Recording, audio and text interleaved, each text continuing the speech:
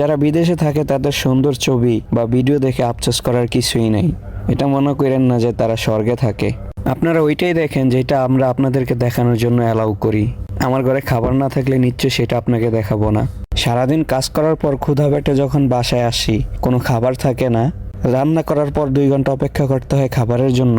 এই কষ্টটা শুধু তারাই বোঝে যারা বিদেশে থাকে। আর যারা দেশে প্রিন্সের জীবনটাকে রেখে বিদেশে আসে, বাস্তবতার সম্মুখীন হয়, তখন তারাই হারে হারে টের পায়। আর যারা বিদেশে থাকে তাদের যে কি কষ্ট, সারাদিন ঘরে বাইরে কাজ করতে হয়, এটা আপনাকে বোঝানো সম্ভব না। আপনি যতক্ষণ পর্যন্ত বিদেশ না আসবেন ততক্ষণ পর্যন্ত আপনাকে বোঝানো সম্ভব না। আর সারা সপ্তাহ আপনি ঘরে বাইরে কামলা দেওয়ার পর উইকেন্ডে যখন একদিন আপনি ঘুরতে যাবেন, ওই একটা ছবি বা একটা ভিডিও দেখার পরে মানুষ ভাবে, বাহ, উনি তো স্বর্গে আছে, অনেক সুখ, অনেক শান্তি, একটা প্রিন্সের জীবন।